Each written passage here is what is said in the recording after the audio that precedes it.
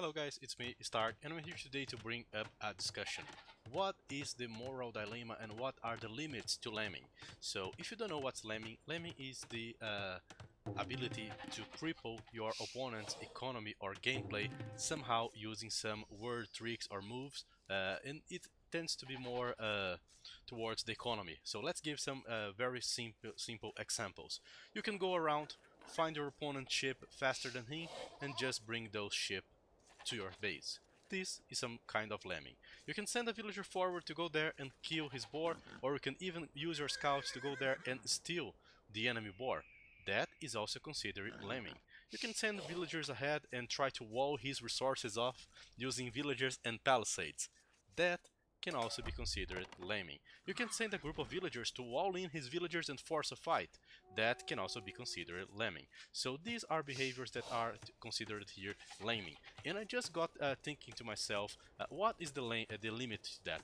Because in the past we had some tournaments where there were rules for forbidden lemming. There were rules like, okay, until like 5 minutes you cannot steal, lame, build anything on your opponent, and so there was like a small list of things that you couldn't do to cripple your opponent on those tournaments.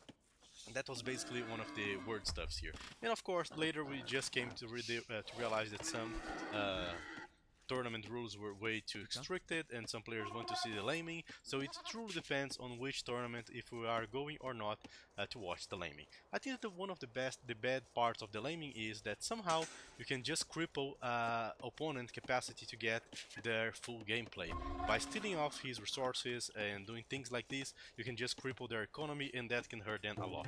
On this game, for example, I was playing against McLuffy, so this is McLuffy. He was playing as Sicilian, I was playing as the Malians, and I went for a very aggressive opening, guys. The early drush opening, using the fact that I was Malian, so the Malians actually can place those barracks here very early on with a discount on the wood, and I could already start to lame the guy. Sorry, to attack the guy. I scouted his main gold, so I was just going around trying to see the stuff, and my two militias were going forward. In order to afford making militias that early, guys, I ended up having small sacrifices on my economy, and I was forced loom. Because of this, I was behind, guys, on the economy by one villager. So right now, McLuffy had one extra villager, and I was aware of that. Why? Because for my strategy to be as fast as possible, I ended up sending having to sacrifice the food and focus it on the military. So I was coming here. McLuffy was actually just going for a full scout mode, natural approach. That was a chicken map, and he was about to find the ibex and was scouting back. But here's the thing: as I was scouting, I ended up finding two ships from McLuffy on the way to his base. It was not my intention. I just found out his ship by accident, guys. And I just said, okay, I found the ship. I'm one view behind. I'm just gonna send the ship to my base. That's a ranked game. I'm doing like everything I can to win. And I was actually aiming to get some kind of damage on his lumber. And as soon as I approach his lumber, my militia also spots another ship. So this is McLuffy vision. One of his ships that was about to finish his scouting there just disappeared. So right now McLuffy could be thinking, okay, Stark is coming to me. Maybe with militias, maybe with scouts. I know that he was focused on other multiple tasks like building houses, getting boar, luring. He was almost getting houses because of that. So perhaps he perhaps he did not got the information. But in my point of view, he was aware that I was coming here, so my surprise attack was no longer a surprise, and my chances of killing a villager were less significant. And by the way, guys, I'm one view behind. I tried to get his villager to block it, I just missed my hotkey for the militias, my execution was pretty bad, and he did manage to escape with one villager while walling off the other, so he did defend himself. But among these mass, he ended up losing the ibex that he was luring, and I'm actually crippling his economy a bit. So, I'm trying to cripple his economy. I ended up stealing like 3 ships, so from all of those ships, 3 here are not mine, guys. They are not mine by right here, I just stole these ones. They were supposed to be McLuffy, but he was going for the scouting and I ended up going here there. In order to try and give the damage here, I ended up killing the ibex. Yes. And he was like, oh, yes. I'm -2 ship? Yeah, they were here.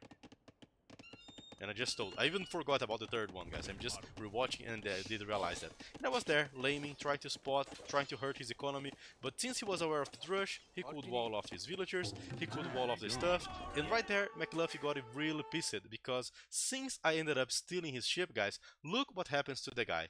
He cannot click up. We just had a small chit chat there, and he was very pissed because, man, you are killing me because you stole my ship. I cannot go up because you stole my ship. I do not have the food, and since your militias were around, I ended up not going for a mill start, and I didn't invest into a mill. I invested into a mining camp. So there was also some tactical mistake because he ended up going for the mining camp, perhaps already thinking about archers, but he actually needed a mill in order to have enough food. I stole his ship, I killed his Mouflon, and since this point of the game, I was way ahead, and I just proceed to win the game because I had a large margin. The guy just got his feudal wage timing delayed by a lot. By the time he was actively able to click to feudal wage, I was myself already going to the feudal wage after having somewhat of a clean dark age with 3 extra ships. So this is Lamming, and this is how it can change a game. After the chat, I even sent him back like 2 ships, but as you can see, it didn't matter, guys, because if I was doing the correct etiquette, I wouldn't lame him. And this is the discussion that I'm bringing here. Is it fair? Shouldn't I have not lamed it? Because that was a ranked game. I was just trying to make everything here to work for me. Since I invested early on the military, I wanted my military to have some impact. Idling his villagers, stealing resources, killing the hunt. I needed to somehow inflict some damage, kill houses, do anything like this. So I was doing my best to try and get some return on my investment. But McLuffy got really frustrated. Perhaps my strategy was not so legit. I even tried to apologize or send him back the ship, but yeah, way too late for that. And now I would like also to share with you guys a very interesting game here that I ended up playing one of the that I wanted watching that I ended up watching one of these days. About 1 year ago, we had a tournament called NSA 5. It was a LAN event. As you can see, those were the finals of the tournament between Mr. Yo and Hira. And this is game number 2. They are playing a map called Hippo something, Hippopotamus. Yeah, it looks like an hippo. Actually, it looks like more like a panda anyway. And basically, look what Mr. Yo is about to do. He just sent 2 villagers forward. By the way, guys, small contest. On this map, there is here on the bottom where my mouse is several random deers. So Hero was basically playing Mongols, so his attention was actually on the deers. You can see a small red dot here. It's actually his scout. So his attention was there trying to lure the deers, and he was just sending villagers to collect the wood. There is only one big wood here, it's on the center, else you would have to walk way too far away to get some wood there. So it's very common that both players go for very predictable spots on the wood line. Mr. Yo, knowing that and having access to the Romans, ended up sending 2 villagers forward, and as you can see, guys, Mr. Yo is about to execute a lane, and he wanted to deal real damage to Hira, and also he already researched Loon. He did have the resources not to make the Loon, but he ended up choosing the Loon to force a villager fight. So Laming was part of his strategy. He did an investment, and he's trying to get some damage done on the Dark Age. As you can see, Hira is not focusing. There's a small red dot here pushing a deer. So Yo just approaches the wood line, and look what he does. A palisade so that the villagers from Hira cannot escape. Hira tries to fight back, but as I said, Mr. Yo did invest into the loom. So this means that he had a small investment down there, and thanks to that investment, he is getting some return. He just killed 1 villager, he's about to kill the second, he's forcing Hira out of his comfort zone, he's trying to kill the second villager, Hira brings back the scout, he's not being able now to lure anymore because he's defending with the scout, and Mr. Yo is just proceeding to keep the aggression. Remember, now because of this aggression, Hero lost 2 villagers and he was forced to make loom. On top of that, he was unable to just keep luring the deers, which is big part of the Mongol game plan. So Mr. Yo went for a counter-sieve, Romans, where villagers walk, build and do everything 5% faster. What I'm telling here is it's legit, guys. It's a strategy. It's part of the strategies, and players do that on finals of events because it does change the game.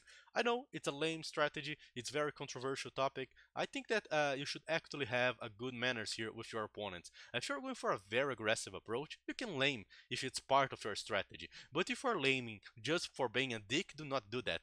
Mr. Yo's strategy was clearly very well thought here, and thanks to that, he was able to keep attacking Hira and keep annoying him. Let's keep watching the game and see where this goes, man. But honestly, so far, I think that this is a great matchup. By the way, on this map, Mongols actually do have a very good leverage because of the hunt. They can actually click faster, that's the Mongol bonus, and of course, they can actually lure the neutral hunt there in order to have uh, some extra chances. By the way, Mr. Yu got the Romans, so Hira is even trying to chase his villagers, but he's failing to do so. And the reason he's failing to do so is because the Roman villagers, as I said, do everything 5% faster, so the villager will eventually outrun Hira's will. So that's basically the idea.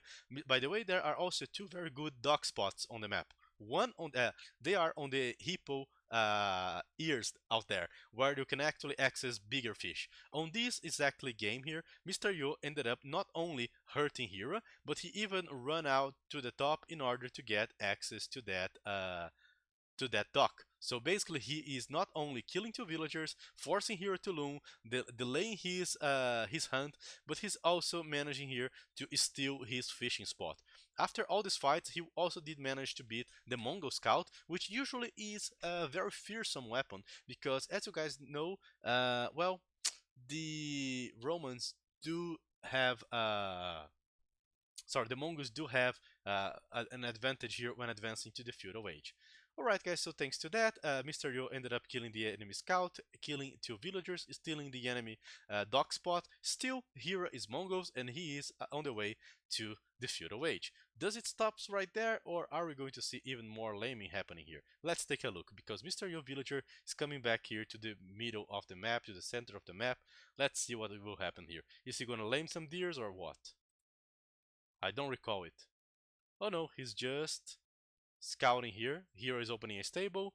Yo has a way bigger villager advantage. As you can see, Hira is already on feudal age, but Mr. Yo do have way more villas and he is actively fishing because he did got the dock spot. Since he delayed the wood line from Hira, Hira was forced to dock here on the shorefish in order to improve his economy, but he couldn't dock where he wanted to in a place where he would actively be able to fish. And now Hira is got with the dilemma. Okay, I just lost my aggression. I'm trying to make some counterattack using scouts, but I don't know if I'll be able to, and I'm actually being forced to wall because I just got my spot stolen here. And of course, whatever player is going to do in this situation, resign? No, they are going to try their best to adapt. So for example, on this game, Hira did went to the other fishing spot and tried to steal back the fishing spot here from Mr. Yo. Since he wasn't aware of that, Mr. Yo did defend very well here using small palisades. They both tried to hurt each other on the water, but with the use of fire ship that was possible. And long story short, Mr. Yo was just able to keep his advantage for a longer period of time, and because of that, he was also faster to the castle age. And it all started with the early laming as part of the strategy. So what I'm saying here is that laming can be used as a strategy and part of your strategy if well taught. For example, on this specific matchup, Mr. Yun knew that Hero would be distracted, that his focus would be on the deers, that as Mongols he would actually try to go for a very aggressive uptime to play like scouts, and obviously playing with a regular civilization he wouldn't be able to kill Hero on this map, where he was having relatively lots of success doing this approach. If you guys are not aware, Mongols is probably one of his favorite civs. I don't know if I probably remember he stating something around that on an interview. So basically, he is killing the guy that ended up winning the tournament, but he's killing like a second game in a tournament final using this approach and abusing the fact that he has a stronger economy on the beginning. So that's basically it, guys. That's the discussion that I want to bring it about the ladder. If you find a ship from your opponent, are you gonna give it back? Are you gonna lame? I think that you can actually lame the opponent, and especially there when there are decisions there involved. For example, in the game that I just presented you guys versus McLuffy, he was actively going for an aggressive scouting, sending ships everywhere. I ended up finding one of those ships, and instead of just finding out his resources, players are already relying on the no laming policy to make greedy builds during the Dark Age. For example, getting the extra deers on a chicken map, which are usually very far away. So thanks to that, I think that laming is back on the menu. I think it should be exploited on the ranked.